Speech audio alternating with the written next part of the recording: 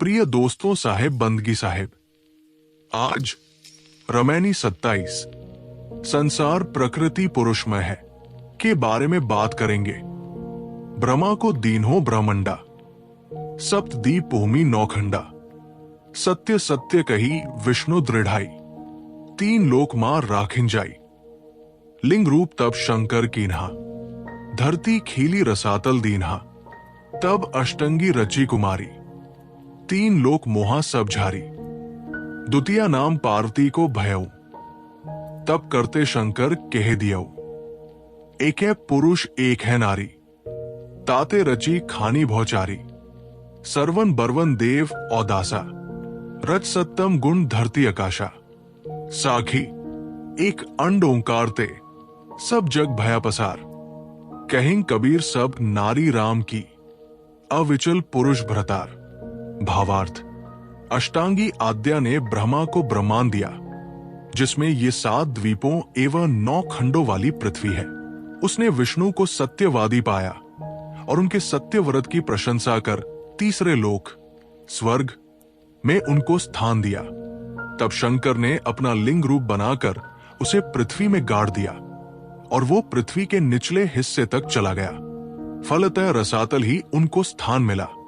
फिर अष्टांगी ने 3 कुमारियां रची, सरस्वती, लक्ष्मी एवं सती। इन्हें देखकर 3 लोक के सभी लोग मोहित हो गए अथवा तीनों गुणों के संयुक्त ब्रह्मा, विष्णु तथा शंकर अत्यंत मोहित हो गए। सरस्वती और लक्ष्मी क्रमशः ब्रह्मा तथा विष्णु की पत्नी बनकर उनके साथ सदैव रहीं और सती महादेव की।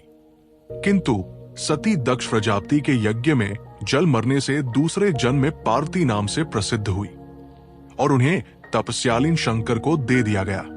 वस्तुतः पुरुष रूप एक चेतन कोटि है तथा नारी रूप एक प्रकृति कोटि है।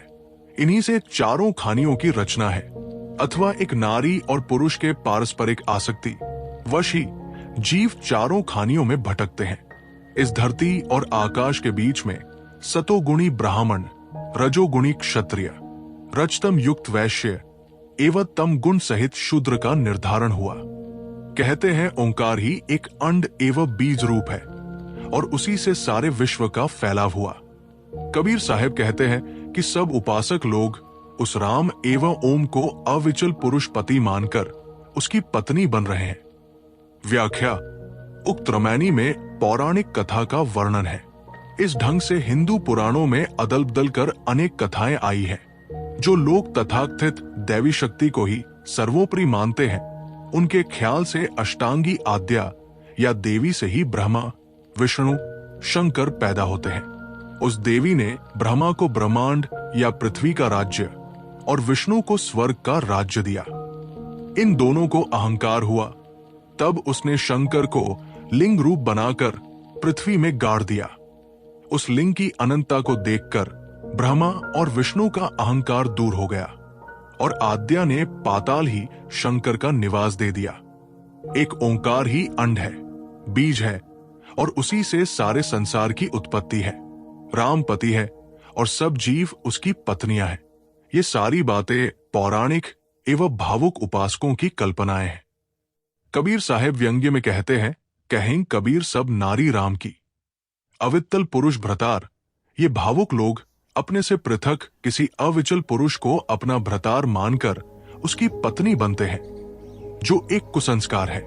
बीजक में जगह गए सदगुरु ने दूसरों की कल्पित बातें इसलिए रखी है कि उनकी वास्तविकता की परख की जा सके। सदगुरु ने ज्ञान 34 के शुरू में ही कहा है कि ओंकार को लिखकर जो उसे काट सकता है वो मानव उससे श्रेष्ठ है। किसी तथाकथित पति की पत्नी बनने की बात का खंडन शब्द 35 तथा 36 में सदगुरु ने स्वयं किया है। सृष्टि का नए सिरे से उत्पन्न होने का खंडन सदगुरु ने 7वीं रामायणी में प्रश्नवाचक चौपाइया कहकर स्वयं कर दिया है।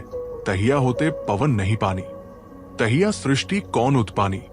अर्थात जड़ चेतन स्वयंभू एवं अनादि है, उनके गुणधर्म भी उनमें अनादि है और उनसे सृष्टि भी अनादि है। ब्रह्मा, विष्णु तथा शंकर रज, सत एवं तम गुण के प्रतिनिधित्व करने वाले काल्पनिक देवता है। पूरा बीजक पढ़ लेने पर इन बातों का खुलासा हो जाता है। इसी रमैनी की छठिन चौपाई से साफ हो जाता है कि नारी पुरुष से ही सृष्टि होती है, अथवा पुरुष प्रकृति चेतन जड़ के गुण धर्मों से संसार चक्र चलता है। सरवन, बरवन देव और दासा अर्थात शर्मा, ब्राह्मण, वर्मा, क्षत्रिय, देव, वैश्य और दास, शूद्र को क्रमशः सतोगुण, रजोगुण, रजोत्म मिश्रित एवं तमोगुण युक्त मान लिया गया।